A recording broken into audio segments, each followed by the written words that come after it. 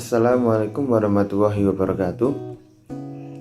Innal hamdalillah nahmaduhu wa nasta'inuhu wa nastaghfiruh wa na'udzu billahi min syururi anfusina wa min sayyiati a'malina may yahdihillahu fala mudhillalah wa may yudlil fala hadiyalah.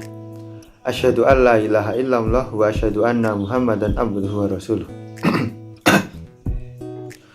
Pertama-tama, marilah kita panjatkan puji syukur kita kehadirat Allah Subhanahu wa ta'ala yang telah memberikan nikmat dan hidayahnya sehingga kita bisa beribadah sesuai dengan firman Allah yang berbunyi wa ma khalaqtul jinna wal insa illa liya'budun, yang artinya, dan tidak aku ciptakan jin dan manusia kecuali untuk beribadah kepadaku. Dan tak lupa sholawat serta salam kita haturkan kepada Nabi kita Nabi Muhammad SAW yang telah menuntun kita ke jalan kebenaran. Pada kesempatan kali ini, saya akan menyampaikan sebuah kultum yang berjudul Zikrullah atau zikir kepada Allah.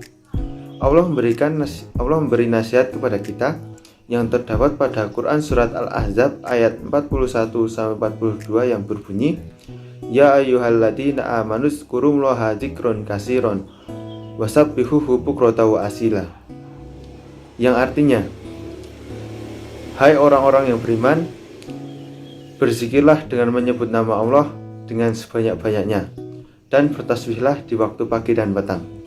Zikir adalah mengingat kepada Allah dengan menyebut namanya baik secara lisan maupun secara batin, dimanapun tempatnya, kecuali di tempat-tempat yang tidak diperbolehkan.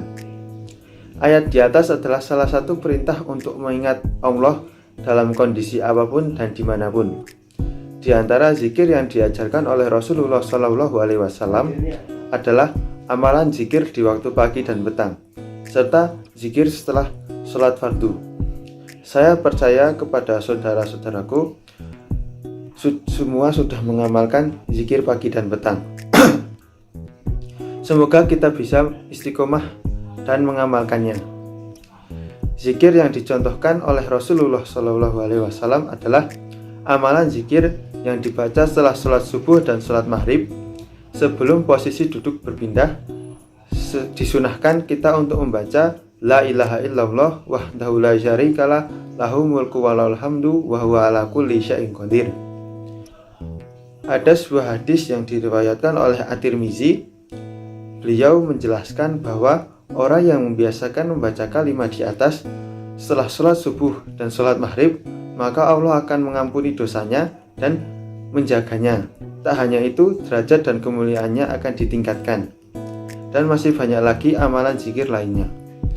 Banyak manfaat atau hikmah berzikir, antara lain akan membuat hati kita menjadi tenang dan tentram, sesuai dengan potongan ayat Quran surat Ar-Ra'd ayat 28 yang berbunyi ala bizikrillahi tatma'innul qulub, yang artinya, ingatlah, hanya dengan mengingat Allah maka hati akan menjadi tentram. Saudaraku muslimin dan muslimat yang dirahmati Allah, orang berzikir akan membuat kita semakin dekat dengan Allah dan akan diingat oleh Allah. Tetapi ternyata orang berzikir juga bisa dekat dengan syaitan. Sesuai dengan dialog Imam Al-Ghazali dengan muridnya tentang kenapa banyak orang yang berzikir tetapi membuat dia semakin dekat dengan syaitan. Seorang murid bertanya kepada gurunya, Syekh, bukankah zikir bisa membuat seseorang beriman lebih dekat dengan Allah dan syaitan akan berlari menjauhi dirinya? Benar, jawab Imam Al-Ghazali. Namun kenapa ada orang yang semakin berzikir justru malah semakin dekat dengan syaitan? Lanjut sang murid. Guru yang diberi gelar Hujjatul Islam ini pun berkata, bagaimana pendapatmu jika ada orang yang mengusir anjing namun masih menyimpan tulang dan makanan kesukaannya di sekitarnya?